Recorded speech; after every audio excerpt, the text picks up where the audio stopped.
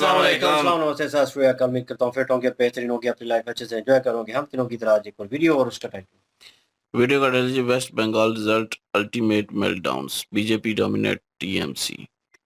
और दिशाम शर्मा शो की वीडियो है जी। ओरिजिनल वीडियो का लिंक डिस्क्रिप्शन में जो लाजमी को भी सपोर्ट करें, मैं भी सपोर्ट करें। मेरा नाम है राणा मोहम्मद, मेरे साथ है Mohammad Sameer Khokhar, Malik Shaklani Iqbal. So guys let's start. देखिए भाई, बंगाल इलेक्शन के पहले बीजेपी की परफॉर्मेंस के बारे में लोगों में कुछ खास कॉन्फिडेंस नहीं था लगता है। इनफैक्ट कुछ लोग तो काफी चौड़े हो रहे थे। 4 तारीख रिजल्ट निकलने के बाद आप जहां भी भाग जाएं, आप छुप नहीं पाएंगे।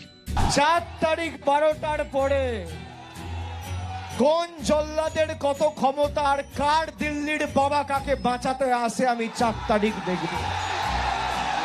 अमित शाह 15 दिन से बंगाल में बैठे हुए हैं। 15 साल भी बैठ जाएंगे ना तो बंगाल को जीतने नहीं पाएंगे अमित शाह। ये सर कटेगा लेकिन झुकेगा नहीं। नाम है तृणमूल कांग्रेस, कभी रुकेगा नहीं। हम में ना कहीं लड़ाई चाहिए है जी, कहीं लड़ाई चाहिए। किस तरह की अश्लील बातें हैं यार। एनीवे, हुआ कुछ ऐसा। बंगाल की जीत के साथ गंगोत्री से लेकर गंगा सागर तक कमल ही कमल खिला हुआ है। लोग कह रहे हैं कि बंगाल में जय श्री राम नहीं चलेगा।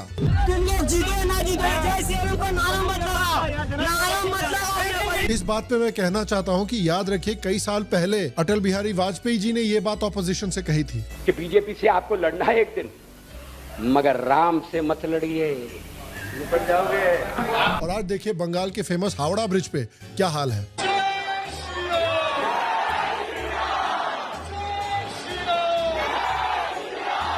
और जय श्री राम को अपोज करने का हाल तो ये है कि दीदी अपनी खुद की सीट नहीं बचा पाए। वहाँ पे भी शुभेंदु ने उनको 15,000 वोट से हरा दिया है। और बहुत बड़ी खबर इस वक्त आ रही है, आपको बता दें, ये खबर है भवानीपुर से, जहां ममता बनर्जी से शुभेंदु अधिकारी जीत गए हैं। टोटल डोमिनेंस रहा है बीजेपी का बंगाल में। आइए जरा दीदी का लाइव रिएक्शन देखते हैं। मेरा तो इतना लाइफ खराब हो गया है, इतना लाइफ खराब हो गया है मेरा। इनफैक्ट बीजेपी ने तो तमिलनाडु, केरला में कुछ खास मेहनत भी नहीं की है। लगता है सारा का सारा उन्होंने अपनी एनर्जी बंगाल को जीतने में डाल दी है। इनफैक्ट इतनी एनर्जी डाली है कि एजेंट लियोनेल मेसी को भी इन्होंने हमजा अली मजारी की तरह इस्तेमाल किया है। मैं ऐसा क्यों कह रहा हूँ, जरा लियोनेल मेसी के हाथ पर टैटू देखिए। याद है आपको इलेक्शन के पहले तृणमूल कांग्रेस के डेरेक ओब्रायन ने क्या कहा था मोदी से? 4 मई को जब ममता बनर्जी और टीएमसी बंगाल जीतेंगे, प्रधानमंत्री पद से रेजिग्नेशन दीजिए। अब बताइए, रेजिग्नेशन देने का समय ममता जी का आ गया है। चलिए अच्छी बात है, अब कम से कम अपने म्यूजिकल करियर पे फोकस कर सकती है मैडम।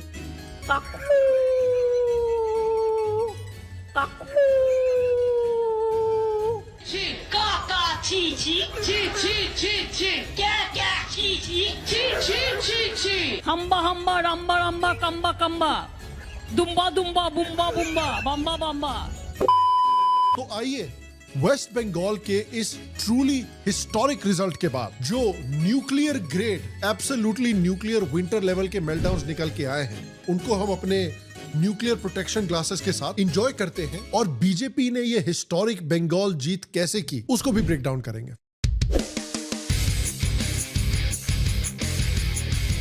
हेलो और श्याम शर्मा शो के इस एपिसोड में आपका बहुत बहुत स्वागत है। मैं हूं सेकुलरिज्म का सीईओ श्याम शर्मा और आप सबको एक सेकंड प्रणाम। देखिए, शुरू करने के पहले मैं बोलना चाहता हूं कि झंडे इस बार सिर्फ बीजेपी ने ही नहीं गाड़े, आपके सीईओ ने भी गाड़े हैं। इनफैक्ट आप जानते हैं कि मैं कुछ समय से जुजित्सु और जूडो ट्रेन कर रहा हूं और अपने स्किल्स को टेस्ट करने के लिए मैं जूडो कॉम्पिटिशंस में भी भाग ले रहा हूं। मैंने अराउंड 3-4 कॉम्पिटिशंस ऑलरेडी किए हैं। इस पास्ट वीकेंड को भी मैंने एक कॉम्पिटिशन किया था जिसमें आपके सीईओ ने जीत हासिल की है, हैवी वेट गोल्ड मेडल जीता है। तो आपका सीईओ ऑफिशियली जूडो का हैवी वेट चैंपियन है। और ये रहा एक क्लिप मेरे फाइनल मैच से, चैंपियनशिप मैच से, जिसमें मैंने अपने ओपोनेंट को एक थ्रो, जिसे ओसोतोगारी कहा जाता है, उससे पटक के हराया। अगर आप चाहते हैं कि मेरी जो जूडो जर्नी है और इस टूर्नामेंट में जो मेरी परफॉर्मेंस रही है उसकी कुछ वीडियोस है मेरे पास, उस परफॉर्मेंस को, उन फाइट्स को मैं ब्रेक डाउन करूं आपके लिए, तो मुझे बताइएगा। हो सकता है मैं आपके लिए एक स्पेसिफिक अपनी फाइट्स का और अपनी मार्शल आर्ट जर्नी को ब्रेक डाउन करते हुए एक वीडियो बनाऊं, और खासकर इस चैंपियनशिप में मेरी कैसी परफॉर्मेंस रही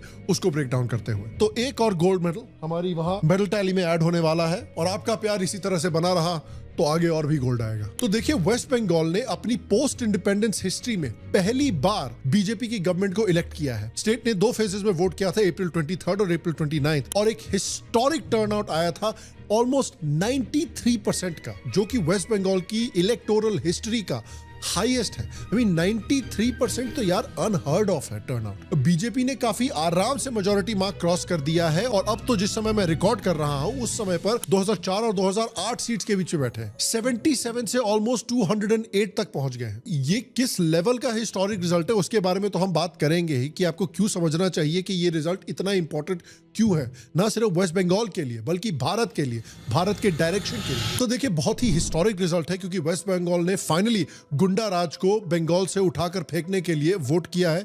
बंगाल ने बीजेपी को वोट किया है अपनी डेवलपमेंट के लिए। ठीक वैसे ही आजकल के डेवलपर्स कोड नहीं लिख रहे हैं, वो सारा काम एआई से करवा रहे हैं अपनी डेवलपमेंट के लिए, अपनी ग्रोथ के लिए। लेकिन ये एक इंपॉर्टेंट स्किल है जो लोगों को सीखना चाहिए। लेकिन आप सोच रहे होंगे कि यार ये स्किल हम कैसे सीखें? रैंडम यूट्यूब ट्यूटोरियल्स देख के एक्सपेरिमेंट करके कर सकते हैं आप ऐसा, लेकिन सच बोलो तो ये प्रोसेस काफी स्लो है और स्ट्रक्चर तो होता ही नहीं बिल्कुल भी। इसीलिए रिसेंटली थैंक्स टू आउटस्किल मुझे एक कम्युनिटी मिली है जो सेमिनार्स होस्ट करती है, क्योंकि उनका एम है कि इंडिया टेक स्पेस में और स्ट्रांग बने और इंडियन डेवलपर्स ग्लोबल लेवल पर लीड करें। मुझे एक ऐसा प्रोग्राम मिला है जो एआई फ्रॉम स्क्रैच नहीं सिखाता, बट ये एक प्रॉपर लेवल अप है। ये उन लोगों के लिए है जो ऑलरेडी टेक को थोड़ा समझते हैं, इंजीनियर्स हो, डेवलपर्स हो, डेटा साइंटिस्ट हो, जो बिल्ड करना जानते हैं और नेक्स्ट लेवल पर जाना चाहते हैं। ये एक 2 दिन का लाइव एक्सपीरियंस है, थ्योरी कम प्रैक्टिकल इमर्जन ज्यादा। आप सीखते हैं कि जीपीटी और क्लॉड जैसे मॉडल्स रियल में कैसे को-वर्क करते हैं, एआई लेड कोडिंग कैसे दिखता है और कैसे फुल स्टैक एआई एजेंट्स बनाए जाते हैं जो कॉम्प्लेक्स टास्क्स खुद हैंडल कर सकते हैं। सबसे इंटरेस्टिंग चीज सिर्फ करिकुलम ही नहीं बल्कि आउटकम्स भी हैं। कुछ लोग सालों बाद कोडिंग में वापस आए हैं, कुछ ने अपनी कंपनीज में एआई अप्लाई करना शुरू किया है और एडवांस लर्नर्स ने अपनी ग्रोथ काफी तेज भी की है। ये प्रोग्राम फ्राइडे इवनिंग से सैटरडे तक लाइव होता है। टोटल 10 से 12 आवर्स का हैंड्स ऑन एक्सपीरियंस मिलेगा आपको। एंड अगेन सरप्राइजिंगली आपके लिए अभी ये फ्री है। यूजुअली इसका प्राइस काफी हाई होता है, लेकिन इस कोहोर्ट के लिए ये ओपन कर दिया गया है। तो इस अपॉर्चुनिटी को बिल्कुल भी मिस ना करें। अपने करियर को एआई के साथ लेवल अप करें। लिंक डिस्क्रिप्शन में दिया हुआ है। इस वीडियो को देखने के बाद चेक इट आउट। तो इस हिस्टोरिक रिजल्ट को डिस्कस करने के पहले, कैसे ये रिजल्ट आया उसको डिस्कस करने के पहले, देखिए आप तो जानते हैं ये मेल्टडाउन्स का वीडियो है और उन मेल्टडाउन्स को देखने के पहले हमें अपनी आंखों को प्रोटेक्ट करना पड़ेगा। तो प्लीज आप भी प्रोटेक्ट योर विजन। और देखते हैं कि टीएमसी सपोर्टर्स की क्या हालत हो रखी है कल से। कुछ बुद्धिजीवी टीएमसी सपोर्टर्स जिन्हें पहले से पता चल गया था कि टीएमसी हारने वाली है, उन्होंने उसी समय से यह डिक्लेयर कर दिया था कि टीएमसी के हारने के बाद वो कुछ इंटरेस्टिंग प्रोफेशनल चॉइसेस करने वाले हैं। बीजेपी टीएमसी को हरा दिया तो लेंटो होके पूरा कलकत्ता घूरेंगे, लंगा होके घूरेंगे। हाँ, रिकॉर्डिंग कर लो।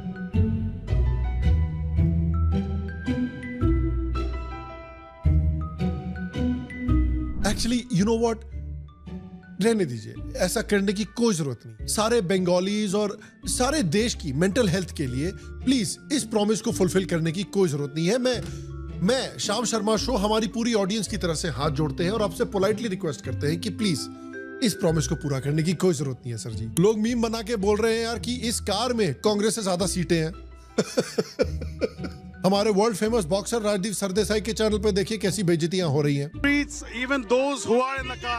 Only Modi, no Mamta, no Abhishek Banerjee, no Bangladeshi Musliman. Voting from the enthusiasm, there you saw one word which played out. Someone saying no more Bangladeshi Muslims, and there may be a story in that as to how narratives get built. और आशुतोष जी, भारत के एक महान और famous meme, उनको सिर्फ 2016-17 में ही नहीं पेला जा रहा था, उनको तो आज भी पेला जा रहा है 10 साल के बाद। मेरे को एक बात समझ नहीं आ रही, मेरे से पहले आशुतोष जी ने बोला कि बंगाली बोलते सब तो कनेक्ट अच्छा होता। मतलब इनका ये कहने का मतलब है कि राहुल गांधी जो एक बार सांसद चुने गए, उनकी इज्जत केरला ने बचाई, उनकी बहन की इज्जत केरला ने बचाई, वो मलयाली तो एक शब्द नहीं बोल पाते, एक शब्द नहीं, खत्म। हेलो और नमस्ते नहीं बोल पाते। इसका मतलब केरला तो उनको नहीं समझना और डिस्कनेक्ट हो चुका। इसका मतलब वहां पे एलडीएफ आ रही है, यूडीएफ का तो कोई लेना देना नहीं है कि नहीं आशुतोष जी? कनेक्ट तो कर नहीं पाए, एक शब्द नहीं बोल पाए आज तक राहुल गांधी मलयाली में, जबकि उनके जनरल सेक्रेटरी ऑर्गेनाइजेशन मलयाली है। और मतलब जिस प्रदेश ने उनकी इज्जत बचाई, एक वर्ड नहीं को जवाब देना है कि नहीं देना, लेकिन आपको तो जवाब देना ही है। आशुतोष जी बहुत ड्रामेटिक हो गए, बोले काश पीएम और अमित शाह बंगाली बोलते। मैं तो उनके हक में बोल रहा था। बंद करो। मणिशंकर अय्यर को भी देखिए कैसे लोग लपेट रहे हैं। फिलहाल मैं ये कहूंगा कि जो रुझान चल रहे हैं इसके पीछे एक भूत है जिसके 5 रुख है। इलेक्शन कमीशन, दूसरा है ईडी, तीसरा है इनकम टैक्स, चौथा है सीबीआई और 5वां है हमारे अदालत। वो भूत तमिलनाडु में काम नहीं करता, वो भूत केरला में नहीं काम करता। दरअसल वो भूत नहीं है, आपकी जो सोच है ना वो भूतिया है, आपकी सोच भूतिया है। आप समझ रहे हैं ना? नहीं, बिल्कुल समझ रहे हैं सर जी।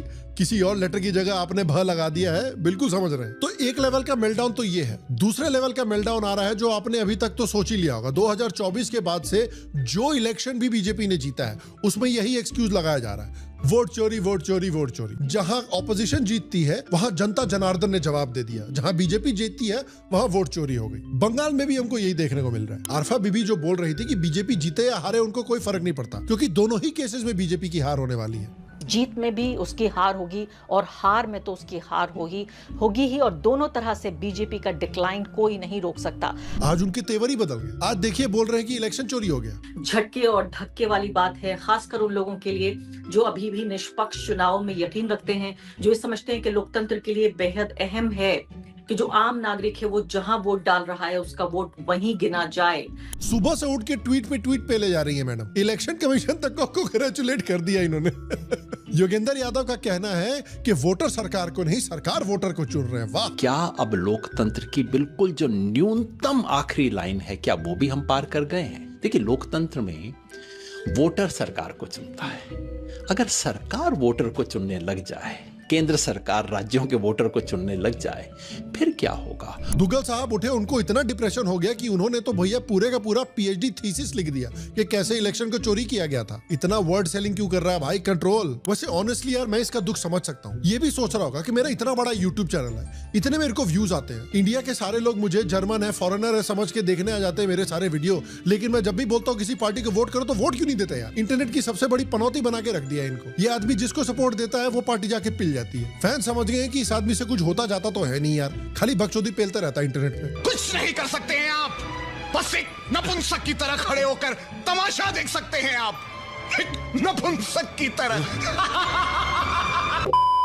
राठी का बाया टट्टा भी यही बोल रहा है कि वोट चोरी हो गई। जो पीछे स्क्रीन में वेस्ट बंगाल के इलेक्शन रिजल्ट दिखाए जा रहे हैं, इससे शॉक होने की जरूरत नहीं है। स्क्रीन में उल्टे दिख रहे हैं, वैसे देश में भी सब उल्टा ही हो रहा है। ये ऑलरेडी प्रेडिक्टेड था। ये मैंने 14 नवंबर को पोस्ट किया था, जहां मैंने लिखा था कि SIR स्टार्ट हो चुका है, बीजेपी को एडवांस में कांग्रेचुलेशन। उसके ऊपर से दुनिया का सबसे बेहतरीन example of you become what you hate, Kunal Kamra, जो अमित शाह से इतनी नफरत करता है कि धीरे धीरे अमित शाह में मॉर्फ होता जा रहा है। वो भी यही बोल रहा है कि भैया वोट चोरी हो गई। कुछ इन्फ्लुएंसर्स हैं जो कैमरे के कुछ ज्यादा ही करीब आ जाते हैं, वो भी ऐसा ही बोल रहे हैं। मैं बंगाल की वोटिंग देख के जरा सी भी सरप्राइज्ड हूँ ही नहीं, क्योंकि बंगाल में कभी टीएमसी वर्सेस बीजेपी था ही नहीं। था क्या? TMC versus 90 lakh deleted voters, TMC versus selection commission of India, TMC versus ट्रेनें भर के लोग जो आ रहे हैं यहाँ पे वोट डालने के लिए, टीएमसी वर्सेस जो सुरक्षा कर्मचारी लोकल्स को पीट रहे हैं, टीएमसी वर्सेस ईडी जो इनके कंसल्टेंट्स को दबोच रही है, टीएमसी वर्सेस गोदी मीडिया जो प्रोपेगेंडा चला रही है 24 घंटे नफरत भरा,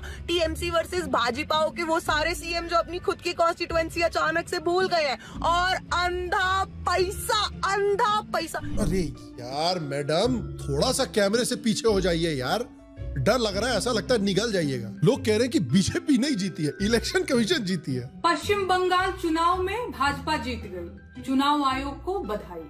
जल्दी ही पश्चिम बंगाल भी बिहार गति को प्राप्त हो जाएगा। लेकिन कमाल की बात देखिए इलेक्शन कमीशन की, इलेक्शन कमीशन भी कितनी यूजलेस है कि सिर्फ बंगाल और असम में जीती है। सेम चीज राहुल गांधी भी बोल रहे हैं। राहुल गांधी जिन्होंने हाल के इलेक्शंस में ही अपनी सेंचुरी पूरी की है, जहां पर ये जीत रहे हैं वहां पर जनता जनार्दन को थैंक यू बोल रहे हैं, जहां पर हार रहे हैं वहां पर वोट चोरी का रोना रो रहे हैं। ये किस तरह का लॉजिक है यार? देखिए, हम हमेशा बात करते हैं ना कि यंगर जनरेशन को इंस्टाग्राम रील देख देख के ब्रेन रॉट हो गया है, लेकिन ऑनेस्टली पॉलिटिकल क्लास को भी और पॉलिटिकल इन्फ्लुएंसर्स को भी ब्रेन रॉट हो गया है। इन अनबायस्ड इन्फ्लुएंसर्स के मुताबिक टीएमसी जो है वो मैसिव पोस्ट पोल और प्री पोल वायलेंस करे, संदेश खाली में विक्टिम्स को हरास करके इंटिमिडेट करे, उसमें डेमोक्रेसी नहीं मर रही। आरजी करके केस में एविडेंस को डिलीट करे अपने वर्कर्स को बचाने के लिए, उसमें डेमोक्रेसी की मौत नहीं हो रही। लेकिन बीजेपी ने एक इलेक्शन जीत लिया, उसमें डेमोक्रेसी की मौत हो रही है। और राहुल गांधी की अगर हम बात करें तो अगर वो सच में इलेक्शन रिजल्ट और अपनी पार्टी की परफॉर्मेंस में इतना इंटरेस्टेड है कि वो ट्विटर पे जाके रो रहे हैं कि वोट चोरी हो गई, वोट चोरी हो गई, तो यार अगर आपको वोट चोरी की इतनी ही चिंता है तो कैंपेन खत्म होते ही आप इंडिया से निकल क्यों लिए? सबसे पहले निकोबार में जाके पेड़ों पे चढ़ रहे हैं, उसके बाद आप ओमान में जाके चिलैक्स कर रहे हैं कैफेज में। कमाल के आदमी है, डेमोक्रेसी की इतनी चिंता है तो बाहर जाके चिलैक्स क्यों कर रहे हैं? इसीलिए तो लोग इनको रोस्ट कर रहे हैं। देखिए किस तरह से न्यूज में इनको रोस्ट किया जा रहा है। राहुल गांधी हिंदुस्तान का सबसे बड़ा सुखी नेता है। ना जीत की उम्मीद, ना हारने की डर, ना जीत की उम्मीद, ना हारने की डर, ना पत्नी का टेंशन, ना बच्चों का फिक्र, ना उम्र का लिहाज, ना खोपड़ी में दिमाग, ना उम्र का लिहाज, ना खोपड़ी में दिमाग, बुद्धि सुनी फिर भी ज्ञान का भंडार, ना कोई धंधा, ना कोई रोजगार, फिर भी लाइफ झक्कास। और देखिए जब बेवकूफी की बात चल रही है, बकचोदी की बात चल रही है, बेवकूफाना ओपिनियंस की बात चल रही है, तो आम आदमी पार्टी कैसे पीछे रह सकती है? आम आदमी पार्टी का लॉजिक देखिए। 2.5 लाख सुरक्षा बल लगाए गए। कल्पना कीजिए, अमेरिका ईरान से लड़ने के लिए 50,000 सैनिकों का इस्तेमाल करता है और भारत की मोदी जी की सरकार ममता बनर्जी से लड़ने के लिए 2.5 लाख सैनिकों का इस्तेमाल करती है।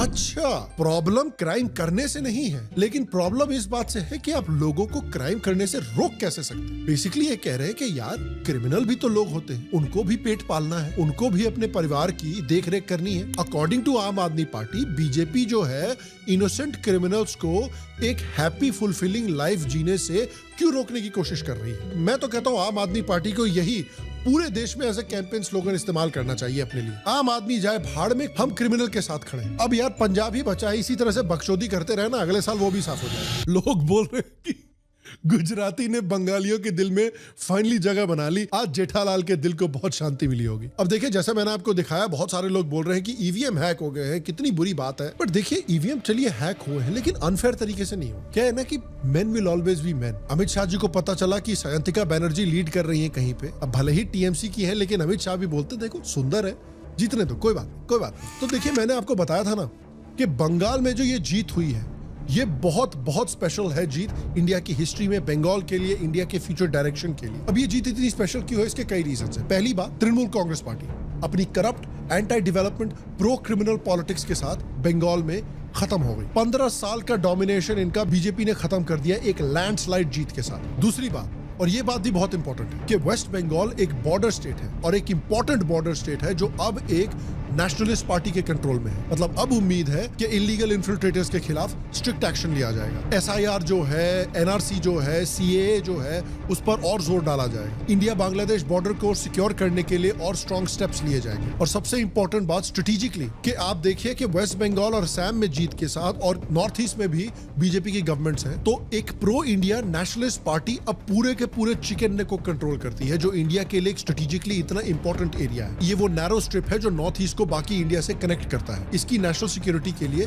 मैसिव इंप्लीकेशंस है। नॉर्थ ईस्ट की सिक्योरिटी, नॉर्थ ईस्ट की कनेक्टिविटी सिक्योर करना, बांग्लादेशी इलीगल इन्फिल्ट्रेशन कंट्रोल करना। तीसरा, एक बहुत ही इंपॉर्टेंट कल्चरल एस्पेक्ट भी है यहाँ पर, क्योंकि मोदी जी ने एक्सप्लेन किया था कि उनको इस जीत के बाद श्यामा प्रसाद मुखर्जी की याद क्यों आई। साथियों, आज भाजपा के कार्यकर्ता के रूप में मेरे मन में बार बार एक और बात आ रही, और वो बात ये है कि डॉक्टर श्यामा प्रसाद मुखर्जी की आत्मा को आज कितनी शांति मिली होगी। उन्होंने 1951 में जनसंघ की स्थापना करके प्रत्येक कार्यकर्ता को संदेश दिया था कि देश के लिए जीना है और देश के लिए मरना है।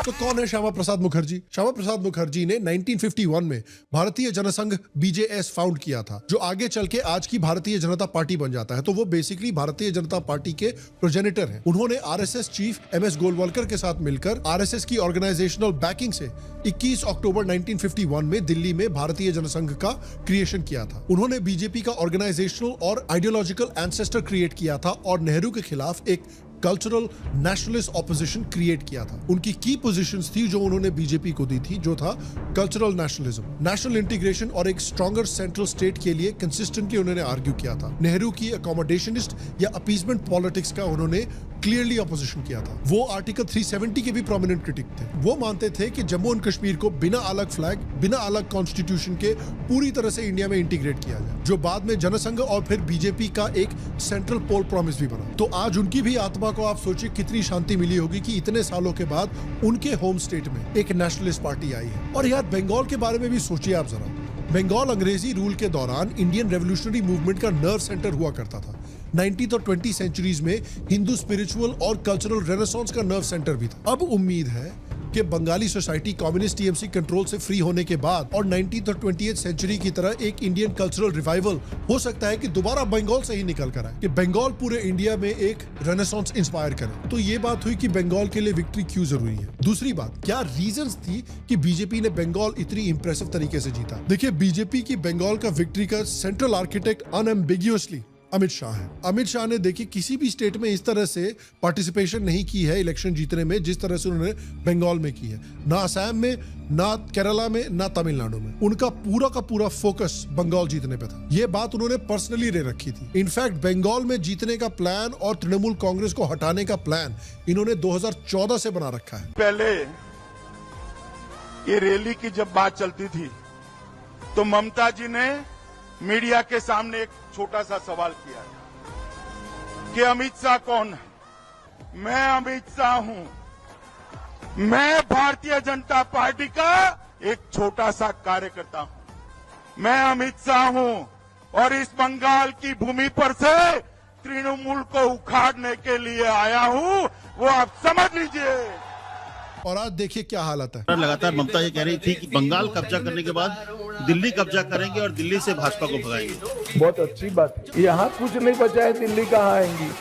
अब मैं क्या जवाब दूं, बोले आदमी बोलो। तो देखिए, बीजेपी की 2026 की जीत अगर हमको समझनी है तो पहले हमें 2021 की हार समझनी पड़ेगी। 5 साल पहले बीजेपी ने जो कैंपेन किया था, इलेक्शन रिजल्ट्स के बाद उन्होंने एक डिस्कशन किया और पता किया कि वो बहुत ज्यादा पर्सनल हो गया था। दीदी को पर्सनल अटैक्स किए जा रहे थे, पीछे जाओ जैसे स्लोगन्स निकाले जा रहे थे, वो थोड़े बैकफायर कर गए। और ममता बनर्जी उस समय पे जब उन पे पर्सनल अटैक्स हो रहे थे, वो व्हील चेयर पे अपना निकल के आ गई थी, एक टांग में प्लास्टर लगा के मैं हॉकी का बहुत बड़ा खिलाड़ी था, वो वाला डायलॉग देती रहती थी। लेकिन उनको उसके लिए सिंपैथी काफी मिल गई। लेकिन उस रिजल्ट से उन्होंने एक ये कंक्लूजन निकाला। दूसरा कंक्लूजन ये निकाला कि बीजेपी ने 40 से ज्यादा सीट्स 10,000 से कम वोट्स के मार्जिन से खोई हैं और 20 सीट्स तो 5,000 से भी कम वोट से खोई हैं। यही था नैरो गैप जिसे अमित शाह ने आइडेंटिफाई किया और 5 साल उसी गैप को ब्रिज करने की स्ट्रेटेजी पे काम किया। 2026 की स्ट्रेटेजी थी पूरी तरह से पॉलिटिकल री इंजीनियरिंग करने की। डिलिबरेटली इन्होंने 2021 वाली जो इमोशनल थिएटर था, जो पर्सनल अटैक्स थे दीदी के ऊपर, उनको पीछे छोड़ दिया। 2021 के बाद अमित शाह ने सुनील बंसल को इंस्टॉल किया, जिन्होंने यूपी में बीजेपी की डोमिनेंस ऑर्केस्ट्रेट की थी और उनको बंगाल इंचार्ज बनाया गया। बंसल ने सालों तक ऑर्गेनाइजेशनल स्ट्रक्चर स्क्रैच से रीबिल्ड किया है बंगाल में। उनका फोकस अब सेलिब्रिटीज पे नहीं है। सेलिब्रिटीज क्या करते हैं, आते हैं, एक इलेक्शन हारते हैं, फिर उसके बाद निकल लेते हैं दूसरी पार्टी में। उन्होंने फोकस किया कि लोकल लीडर्स निकाले जाए जिनकी लोकल क्रेडिबिलिटी हो। फेज 2 से पहले शाह ने कलकत्ता में 5 घंटे की स्ट्रेटेजी डिस्कशन की और कार्डर्स को डायरेक्ट किया कि हर सीट पे विनिंग मार्जिन 20,000 वोट से बढ़ाओ। उन्होंने जीतने के बाद 45 दिन में बॉर्डर फेंस करने का वादा किया, सिंडिकेट राज खत्म करने का वादा किया, वर्कर्स को एक शार्प एक्शनेबल कैंपेन मैसेज दिया। उनका कैंपेन शेड्यूल भी उन्होंने पर्सनली मैप किया 4 जोन्स में, north Bengal, Jangal Mahal, border districts और इंडस्ट्रियल बेल्ट्स। पार्टी ने आइडेंटिफाई किए 100 to 200 winning seats, 80 to 100 competitive seats, हर एक के लिए टेलर्ड कैंपेन बिल्ड किया गया। उन्होंने प्रिसीजन टारगेट मैनिफेस्टो निकाला औरतों को टारगेट करने के लिए। 3,000 रुपए मंथली एड विमेन और यूथ के लिए, जॉब्स प्रोवाइड करेंगे, मेजर इंफ्रास्ट्रक्चर ओवरहॉल प्रोवाइड करेंगे, यूनिफॉर्म सिविल कोड इंप्लीमेंट करेंगे, सीए, हिंदू रेफ्यूजीज के लिए रिन्यूड कमिटमेंट। और ये आउटरीच देखिए कितनी रंग लाई है। सबसे इमोशनल मोमेंट इस आउटरीच का था, खासकर जो औरतों का आउटरीच की गई थी, कि नॉर्थ 24 परगना के पानीहाटी में मोदी बीजेपी कैंडिडेट रत्ना देवनाथ के साथ खड़े थे। ये आरजी कर मेडिकल कॉलेज में जो डॉक्टर के साथ असॉल्ट करके उनका मर्डर किया गया था, ये उनकी माता जी है। देखिए कितना पावरफुल मोमेंट है। और आप देखिए जीतने के बाद औरतों को कितना फर्क पड़ रहा है। हम लोग 15 साल से अत्याचारित तो हो रही है। आप लोग देखा है बांग्ला का लड़का कलकी के साथ क्यों बलात्कार होती थी, तो हमारा जो मुख्यमंत्री तो कैसा बात करती थी। वो बोलती थी जे हाफड़े को तो 15,000 टका दिया जाएगी, जो फुल रेप हो 40,000 दिया जाएगी। क्योंकि आप लोग जानते हैं मेरा कामदुनी में मेरा सहेली के साथ बलात्कार हुआ था। हम आंदोलन किया था, वो मुख्यमंत्री ने बोला था जब मैं महामारी हूँ, तब से मेरा फैमिली का ऊपर मेरा ऊपर टॉर्चर शुरू हो गया था। मैं जेल भी खटी, मेरा घर पे बम मारी, मेरा खून का हुमकी दिया, बहुत कुछ सहना पड़ा, किंतु इंसाफ नहीं मिला हमको, हमारा सहेली को। इसलिए हम चाहते थे जब बांग्ला का माँ बहन को इंसाफ मिले। आज जय हुआ बांग्ला का माँ बहन का, जय हुआ हमारा, जय हुआ। बहुत खुश है। और औरतें इतनी इमोशनल इसलिए हैं, उनको इतना फर्क इसलिए पड़ रहा है क्योंकि देखिए बंगाल में कितनी बुरी हालत हो रखी थी। नेशनल क्राइम रिकॉर्ड्स ब्यूरो के मुताबिक वेस्ट बंगाल इंडिया में सबसे ज्यादा पॉलिटिकल मर्डर्स की रेट वाला स्टेट है। ब्यूरो ने 1999 से 2016 तक average 20 political killings annually document की हैं और इलेक्शंस के बाद तो और भी बुरा होता है। 2019 लोकसभा इलेक्शंस के बाद कम से कम 47 पॉलिटिकल वर्कर्स मार दिए गए थे। 2021 असेंबली इलेक्शंस के बाद पोस्ट पोल वायलेंस इतनी सीवियर थी कि कैलकाटा हाईकोर्ट ने सीबीआई प्रोब ऑर्डर की थी। मर्डर, आर्सन, डिस्प्लेसमेंट, असॉल्ट सबके केसेस निकल कर आए थे। एनआरसीबी डेटा कहता है कि वेस्ट बंगाल मिसिंग वुमेन के मामले में इंडिया का दूसरा सबसे इनफेमस स्टेट है। सिर्फ 2018 में ही 31,000 से ज्यादा औरतें मिसिंग गई थी। और आप कंपैरिजन देखिए महाराष्ट्र और बंगाल के बीच में। महाराष्ट्र जो बंगाल से पॉपुलेशन में कहीं ज्यादा बड़ा स्टेट है, उसमें 33,000 औरतें मिसिंग गई थी, जो कि बंगाल से ज्यादा नहीं है बहुत। मतलब बंगाल का पर कैपिटा मिसिंग वुमेन्स का रेट महाराष्ट्र से ड्रामेटिकली हायर है। एनआरसीबी कंसिस्टेंटली वेस्ट बंगाल को among the top states rank करता है फॉर क्राइम अगेंस्ट वुमेन। जो आरजी कर मेडिकल कॉलेज का प्रिंसिपल था संदीप घोष, वो अलेजेडली ममता बनर्जी का खास था और इनिशियली उसको याद कीजिए सिर्फ ट्रांसफर कर दिया गया था इंस्टेड ऑफ सस्पेंडिंग। और फिर बाद में जब पब्लिक प्रेशर बहुत ज्यादा बढ़ा तब जाके सीबीआई ने उसको अरेस्ट किया था। टीएमसी के ऊपर आरोप भी लगा था कि वो आरजी कर में जाके एविडेंस डिस्ट्रॉय कर रहे थे। 2025 में कोलकाता लॉ कॉलेज में एक बलात्कार का केस हुआ था। उसमें जो अक्यूज था वो भी अलेजेडली तृणमूल छात्र परिषद टीएमसी का जो स्टूडेंट विंग है उसका मेंबर था। उसके साथ साथ संदेश खाली का केस भी आपको याद होगा, जब लोकल टीएमसी लीडर्स ने सिस्टमैटिकली औरतों को असॉल्ट किया था। इतनी बुरी हालत थी औरतों की बंगाल में। और उसका आज जस्टिस देखे कि आज संदेश खाली की जो एक विक्टिम है, आज वो हिंगालगंज से बीजेपी से इलेक्शन जीती है। और इस घटिया आदमी को देखिए किस तरह से उस संदेश खाली औरतों को ये झूठा बताने की कोशिश कर रहा था। ये है इंडिया का सबसे बड़ा अनबायस्ड इन्फ्लुएंसर, घटिया आदमी। एक और बहुत बड़ा फैक्टर है जिसको बिल्कुल भी इग्नोर नहीं किया जा सकता, वो था एसआईआर। एसआईआर में 90 लाख वोटर्स को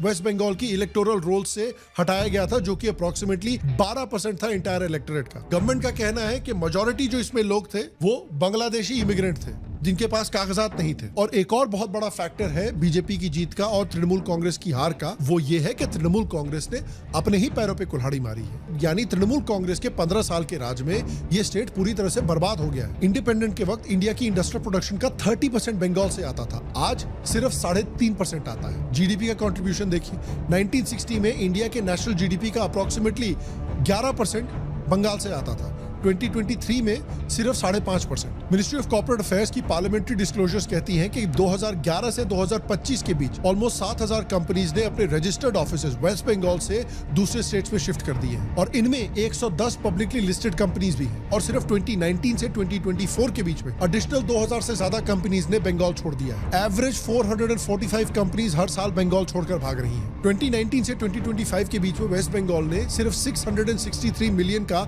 एफडीआई अट्रैक्ट किया है, जबकि आप कंपेयर कीजिए इसको महाराष्ट्र से, उन्होंने सेम पीरियड में 26,000 मिलियन अट्रैक्ट किया है।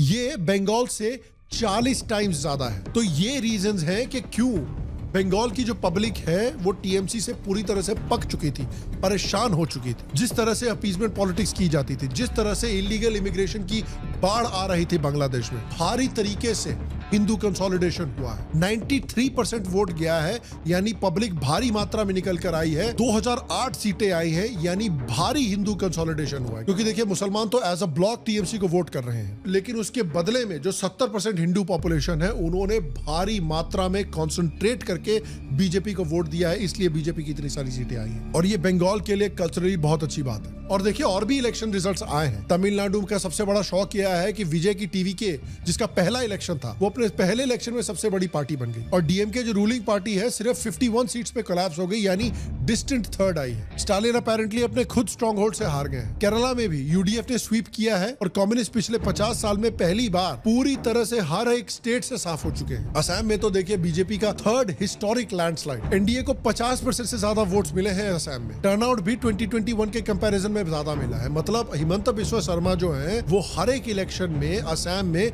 और भी ज्यादा पॉपुलर होते जा रहे हैं। मतलब बिल्कुल मोदी वाली ट्रैजेक्टरी चल रही है उनकी। जिस तरह से मोदी ने गुजरात को डोमिनेट किया था अपने करियर में, उसी तरह से हिमंता असम को पूरी तरह से डोमिनेट कर रहे हैं। इनफैक्ट हिमंता का जो मेन अपोनेंट था गौरव गोगोई, वो खुद जोरहाट में 23,000 से भी ज्यादा वोट से हारा है। तो देखिए इन सारे इलेक्शंस के बारे में भी हम डिटेल में वीडियो बनाएंगे। हम हिमंता पे वीडियो बनाने वाले हैं, हम ममता बनर्जी के साथ क्या हुआ है उस पे वीडियो बनाने वाले हैं, हम विजय के ऊपर वीडियो बनाने वाले हैं। तो सबसे पहला वीडियो आप कौन सा देखना चाहते हैं नीचे कमेंट सेक्शन में मुझे बताएं। हो सकता है अगला वीडियो वही बनाए। बाकी आप मुझे बताएं कि आपका फेवरेट मेल्टडाउन क्या था। आप क्या एक्सपेक्ट कर रहे हैं बीजेपी गवर्नमेंट से सबसे पहले स्टेप्स लेने के लिए वेस्ट बंगाल के अंदर, उसके बाद अगले वीडियो में मिलेंगे। तब तक के लिए स्वस्थ रहें, सुखी रहें। जय श्री राम। और आप सबको एक सेकंड प्रणाम।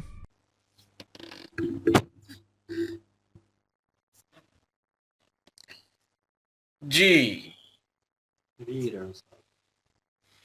ममता बनर्जी के लेफ्ट राइट हैंडर, लेफ्ट पे तू है मुंह से निकल गया इसके राइट अब बोल के मुंह से निकल गया मेरे गलती से।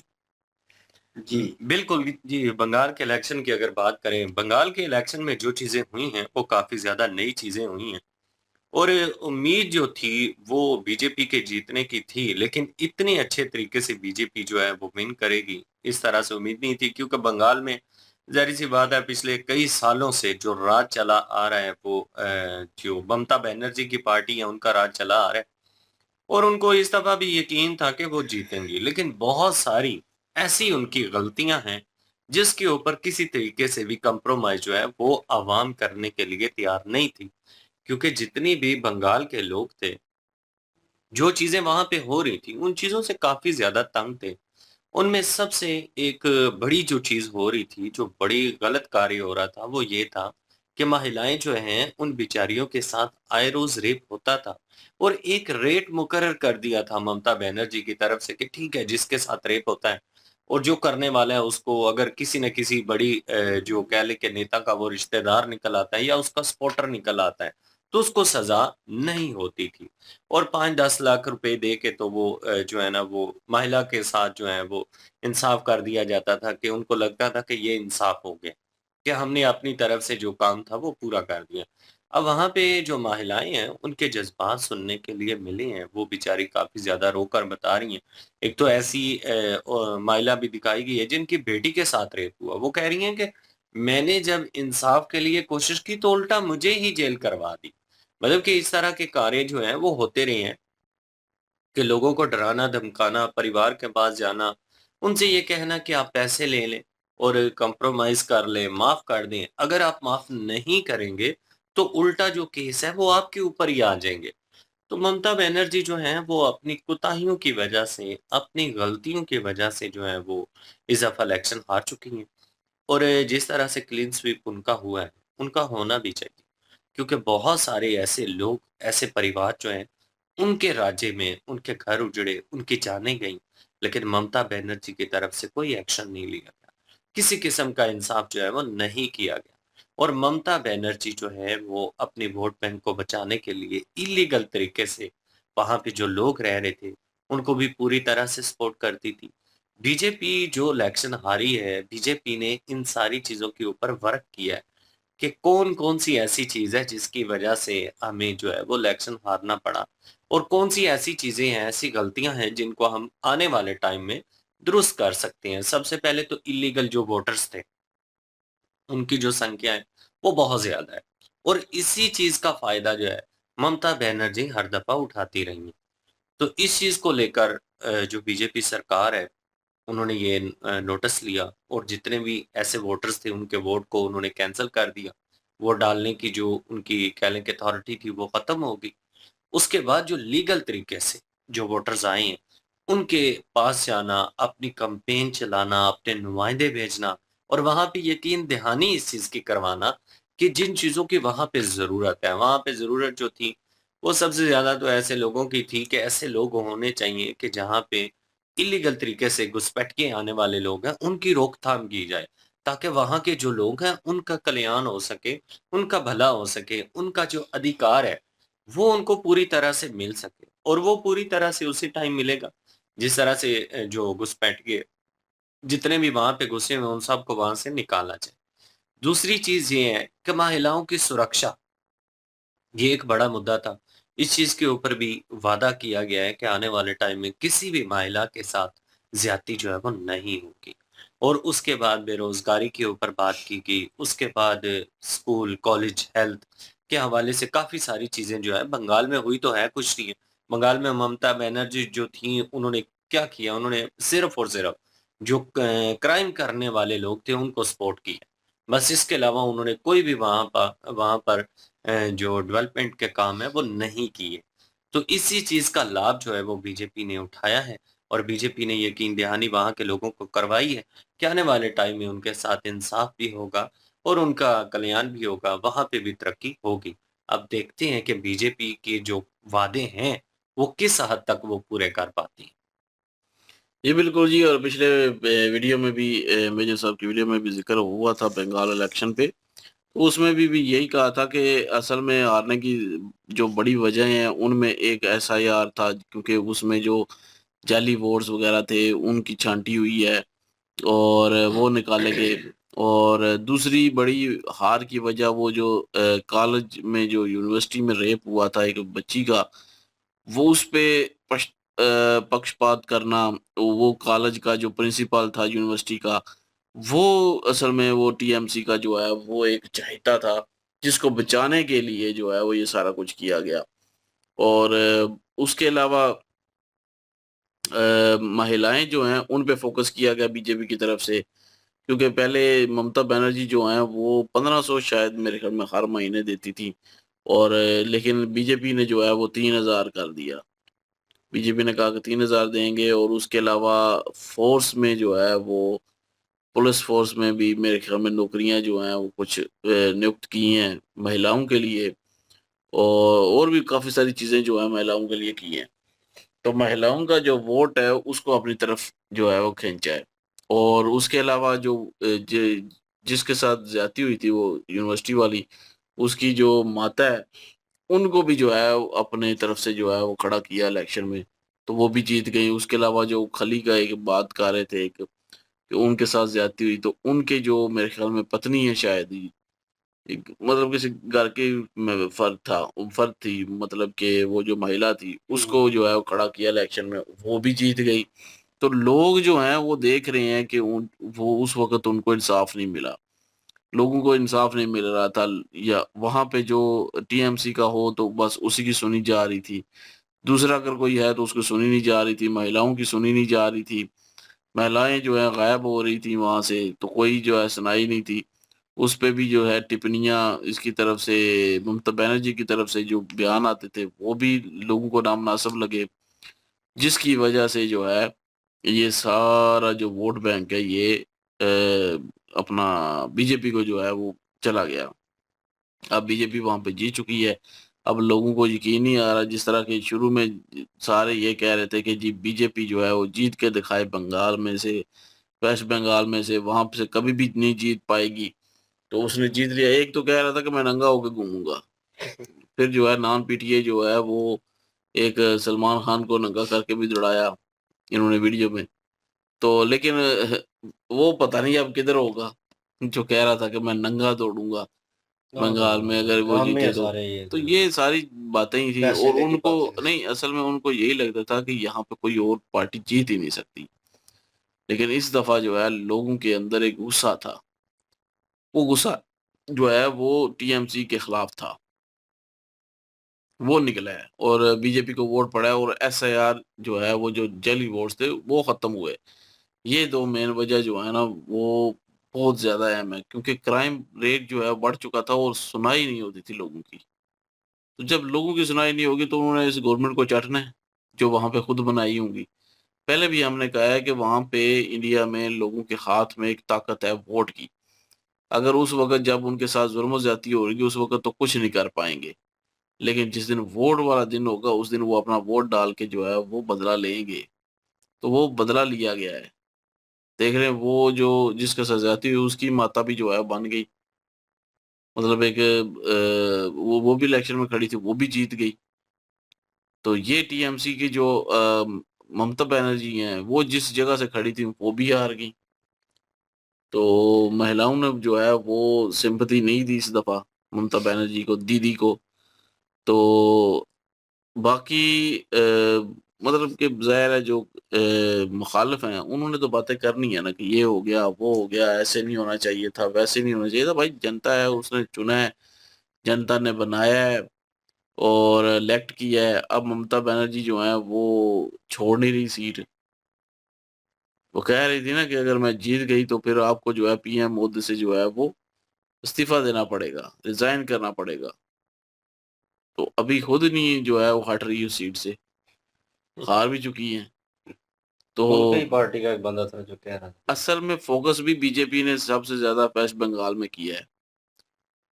वेस्ट बंगाल में क्योंकि जितनी भी हम न्यूज देख रहे थे वेस्ट बंगाल की आ रही थी, बाकी किसी तरफ से जो है कोई इतनी न्यूज नहीं आ रही थी, ना केरला की तरफ से, ना असम की तरफ से, ना जो है तमिलनाडु की। ज्यादा वेस्ट बंगाल की जो है वो न्यूज आ रही थी कि ये वेस्ट बंगाल में बीजेपी ने ये कर दिया, ये रैली में यहाँ पे गए, रैली में वहां पे गए, हमने वीडियो भी की थी। तो एक दुकान पे भी गए, तो उसके अलावा एक शादी में भी चले गए। तो इस तरह की वीडियो भी जो है वो आ रही थी। फुटबॉल खेल रहे थे असम में जाके, तो इस तरह की वीडियो आई। कैंपेन में मोदी जी खुद जो है वो शामिल थे, अमित शाह शामिल थे, तो लोगों को यकीन दहानी करवाई। लोगों ने भी एतमाद दिखाया बीजेपी पे। अगर बीजेपी भी एतमाद को बहाल ना कर पाई, ना सही कर पाई, उस एतबार को तोड़ा, तो अगली दफा किसी और को बनाएगी जनता। तो बीजेपी की उम्मीद तो है, क्योंकि वो बॉर्डर जो है वो कभी भी बीजेपी नहीं छोड़ेगी अब, क्योंकि नेशनल पार्टी जो है वो जो इंडिया की है उसकी तरफ जो है वो बॉर्डर, जो बांग्लादेश का बॉर्डर है उसके साथ जो स्टेट लग रही है, वहां पे अब उनकी हुकूमत है। अब वहां पे घुसपैठियों को रोका जाएगा, अगर वो घुसेगा तो उसको निकाला जाएगा। अगर बाकी भी कमेंट भी एक दो मैंने देखा था, तो वो यही बता रहे थे कि बगैर कहे, बगैर कुछ कहे जो है वहां से बंगाली जो है वो निकल रहे हैं आहिस्ता आहिस्ता। अब वेस्ट बंगाल से बांग्लादेश जा रहे हैं वापस। कोई वीडियो कह रहे थे कि कोई आई है, लेकिन अभी तक हमने तो नहीं देखी, लेकिन ये है कि लोगों ने कहा कि वीडियो हमने देखी है कि लोग खुद ही जा रहे हैं अभी। तो जाहिर है भाई, उन्होंने जाना है, उनको पता है अब यहाँ पे सुरक्षा देने वाला कोई भी नहीं बचा हमारी तरफ। पहले ममता बनर्जी थी, उनकी गवर्नमेंट थी जो सुरक्षा दे देती थी, जो उनको जाली जो भी डॉक्यूमेंट्स थे वो दे देती थी, प्रोवाइड कर देती थी, नौकरियां देती थी। तो अब वो सारा कुछ देने वाला कोई भी नहीं रहेगा। अब बीजेपी आ गया, अब उन्होंने वैसे ही उनको उखाड़ के फेंक देना है, तो वो खुद ही जा रहे हैं अब। वो मैंने पहले ही कहा था, या तो खुद चले जाएंगे और दूसरा आएंगे भी नहीं, अब कम आएंगे। पहले तो आ जाते थे ना, एक नजर आता था सामने, कुछ नजर आता था तो तभी जाहिर है कोई घुसपैठी आते थे। अब नजर ही नहीं आ रहा कि आगे किसके पास जाना है, क्या करना है, काम ही नहीं मिलना, तो फिर जाके क्या करना है। तो इसलिए जो है वहां पे अब लोगों की जो घुसपैठी हैं वो कम आएंगे, और जो आए हुए हैं वो वापस जा रहे हैं। जो रह जाएंगे उनको बीजेपी जो है वो, या हुकूमत जो है वो बाहर निकाल देगी। तो ये भी उनको डर है। तो बहरहाल ये है कि जनता ने चुना है भाई, इस पे कोई टिप्पणी नहीं कर सकता, खासकर पाकिस्तानी तो कोई टिप्पणी नहीं कर सकता कि ये हो गया, वो हो गया, धांधली हो गई, ऐसा हो गया, वैसा हो गया। वहां की जनता जो है वो देख लेगी। अब जाहिर है सारे उधर जो अपोजिशन है वो यही कह रही है कि धांधली हुई है। ये हम इस बात से इनकार ही नहीं करते कि वहां पे जो है जो अपोजिशन है वो मान रही है कि नहीं नहीं फेयर इलेक्शन हुए हैं। जो मतलब कि मुखालिफ पार्टी हैं, जो अपोजिशन है, वो तो कह रही हैं कि जी अपना धांधली होगी, हमारे साथ नाइंसाफी हुई, वो कह सकती हैं। लेकिन किसी पाकिस्तानी को ये कहने का हक नहीं कि वहां पे धांधली हुई है, क्योंकि वहां के लोग वो कहें, वहां की अपोजिशन कहे, उनका हक बनता है, क्योंकि वो इलेक्शन में खड़े थे, उनको ज्यादा पता होगा, वहां की जनता को ज्यादा पता होगा कि क्या हुआ है वहां पे। हमें पाकिस्तान का पता होता है कि यहाँ पे क्या हुआ, या हमारा जो एरिया है यहाँ पे हमें पता होगा कि यहाँ पे धांधली हुई है या नहीं हुई, यहाँ पे क्या हुआ है क्या नहीं हुआ। इसलिए वहाँ की जनता को पता है कि वहाँ पे क्या हुआ है क्या नहीं हुआ। लोग अब साथ देते हैं अपोजिशन का कि नहीं देते, ये भी देखना पड़ेगा। तो बहरहाल अभी जो अपोजिशन है वो नहीं मान रही इसको फेयर इलेक्शन। जहां से खुद जीते वो फेयर है, जहां से हारे वो फेयर नहीं है। लेकिन ज्यादा फोकस जो है वेस्ट बंगाल पे गवर्नमेंट की तरफ से रहा है, इसमें भी कोई शक नहीं है। एक बॉर्डर लाइन की वजह से, दूसरा घुसपैठियों की वजह से। तो बहरहाल अभी आगे देखेंगे जी कि क्या क्या डेवलपमेंट होती है। अब वेस्ट बंगाल में काम होते हैं या वैसे ही क्राइम रहता है, या क्राइम और बढ़ता है या कम होता है। अगर तो कम होगा तो फिर जो है बीजेपी वहां पे भी अगले साल बनेगी। चलो जी, यही मुद्दा चल रहा है, यही सिचुएशन चल रही है। लेकिन जिस तरह के हालात हुए हैं भाई, अब यही देखने लायक होगा कि ये हुकूमत जो है जो होल्ड कर रही है बीजेपी, ये अब क्या चेंज लेके आती है। और सबसे खुशाइन बात जो हुई है वही लेडीज़ जिनके साथ जुल्म ज्यादती हो रही थी, उन्हीं को जो है वो खड़ा किया गया और वही मुझे खुशी हुई है कि उनको खड़ा किया गया। बेशक एक पॉलिटिकल एक समझने की चाल थी, लेकिन ये है कि खुशी इस वजह से हुई है कि उनको खड़ा किया गया और लोगों ने उनको सपोर्ट किया, लोगों ने उनको जिताया। बिल्कुल करना था ये किसी मूवी हालांकि ये ममता बनर्जी की हुकूमत थी, उनको ये पहले ही उनको अपने साथ मिलाना चाहिए था, उनको इंसाफ दिलाना चाहिए था, लोगों का इत्मीनान लेना चाहिए भाई था। अगर आप एक चीज ठीक करते हैं 10 खराब करते हैं तो लोगों को वो भी नजर आता है कि इसकी आड़ में आप क्या कर रहे हैं और क्या हो रहा है, क्या चल रहा है। पूरी कंट्री जो है इस चीज के ऊपर जोर दे रही थी कि वेस्ट बंगाल में जिस तरह की चीजें हो रही हैं और इलीगल पर्सन जो है वहां पे होल्ड कर रहे हैं और उनको नौकरियां दी जा रही हैं और जो लीगल हैं उनके हक मारे जा रहे हैं, जुल्म ज्यादती जो है इंतहा के ऊपर पहुंच गई। और जो रेप केसेस और वो जो जुल्म ज्यादती वाला सिस्टम था वो किस तरह रुकता अगर उसी बंदे को वो अपने, आप देख ले रेप केस में वो अपने बंदे को बचाने के लिए और उसी मेडिकल कॉलेज का वो जो है वो प्रिंसिपल है वटेवर जो भी है उसको, वो अपनी पार्टी के साथ अटैच था कहीं ना कहीं, तो उसको निकाल दिया। मतलब अपनी पार्टी के लिए, अपने मफाद के लिए वो जो कुछ उसे अच्छा लग रहा था, ठीक लग रहा था, भले वो जुल्म था अवाम के लिए, ज्यादती थी, लेकिन वो भाई उसे अप्रूवल दे रही थी और उसे ओके कर रही थी, तभी वो बंदा बच के निकल गया। वो तो जब इन्वेस्टिगेशन भाई सर पे चढ़ गई, ठीक है, और बात हाथ से निकल गई, तो फिर उसके बाद उस बंदे को ढूंढा गया और जहाँ पे इसने छुपाया हुआ था वहां से निकाला गया उस बंदे को। फिर तो ये तो हालात हैं। उन्हें पता है कि ये भाई ये जो औरत है, सॉरी अबाउट दैट मैं वर्ड यूज कर रहा हूँ, लेकिन उन्हें पता था ये औरत ठीक नहीं है, करप्ट है। अब उन लोगों को पता चल गया, वो इतना जुल्म सितम किया कि भाई वो लोग रो रो के अपनी दास्तानें सुना रहे वो हैं। बता रही है ना कि बेचारी के एक तो मतलब उसकी बची, उसकी बेटी के साथ ज्यादती हुई, जो कि उसे सहन, मतलब भाई सोच भी नहीं सकते हम, ठीक है। तो ज्यादती हुई, वो क्या गुजर रही होगी उस महिला पे, उसकी माँ पे क्या गुजर रही होगी उस वक्त। बिल्कुल। तो मतलब कि उसकी बेटी के साथ ज्यादती हुई, फिर उसकी हत्या हुई, उसके साथ क्या गुजरी होगी। और ऊपर से फिर उसको परेशान किया जा रहा था, उसको गिरफ्तार किया, उसके घर पे वो कह रहे थे बम मारे, उसको डराया धमकाया गया, उसको पैसों की लालच दी गई। चुप कर जाए किसी तरह तो बैठ जाए। बहुत जो है वो यकीन करें, एक तो बंदे पे पहले ही जो मुसीबत टूटी पड़ी है, ऊपर से अगर गवर्नमेंट का आसरा ना मिले ना उस वक्त रियासत का, उस वक्त जिनको चुना हो उनका आसरा ना मिले, ना इंसाफ मिले उनसे, उल्टा आप पे ही जुल्म और होना शुरू हो जाए, तो भाई लोग देख रहे हैं, आसपास भी लोग नोटिस ले रहे हैं कि आज इसके साथ हुआ कल हमारे साथ भी हो सकता है इस तरह। तो लोगों ने जो है वो नोटिस लिया, लोगों ने अभी वो जो इलेक्शन में खड़ी थी उनको जिता दिया। भाई बिल्कुल ये वो लोगों ठीक का ही है। गुस्सा था, और बहुत अच्छा हुआ है कि वो जीती हैं। बेहतरीन फैसला और होप्स हो कि हालात जो हैं वो बेहतर हों, जो उनके साथ जुल्म ज्यादतियाँ हुई हैं और उनकी रिकवरी जो है उस वजह से नहीं हो सकती, क्योंकि एक जान की कीमत और इज्जत की कीमत जो है वो रिवर्सिबल फैसला नहीं हो सकता। लेकिन आने वाले वक्त में बहुत सारी ऐसी औरतें, ऐसी महिलाएं जो बिल्कुल, बच्चियां जो उनको हैं दर्द उनकी भी जिंदगी सेव होगा, हो सकती उनको तकलीफ भी होगी, क्योंकि उन पे गुजरी है, तो वो बाकी महिलाओं पे, बाकी बच्चियों पे जो है वो अगर कुछ ऐसा होगा तो वो एक्शन लेंगी, वो जिस बिल्कुल। एरिया में वो बनी है। बिल्कुल एक बहुत बड़ी गलती सबको नजर आ रही थी और सबके सामने थी भाई। इसके ऊपर तो भाई हम न्यूट्रल वे में हैं, क्योंकि आपका इंटरनल मैटर है, लेकिन अगर हम देख रहे हैं दूर से, एनालाइज कर रहे हैं उस चीज़ को, तो हमें नज़र आ रहा है भाई ये जो लेडीज़ थी, ये जो औरत थी ममता बनर्जी, भाई वो अपना सिक्का जमाना चाह रही थी और अपनी हल्लाशाही चलाई हुई थी, अपनी मर्जी के साथ फैसले कर रही थी, अवाम को वो कुछ नहीं समझ रही थी। इलीगल इमिग्रेंट जो थे उनको भी जगह दे रही थी। बहुत सारी चीज़ें उन्होंने ख़राब की हैं, एक पॉइंट नहीं है जिसके ऊपर इनको क्रिटिसाइज़ किया जाए।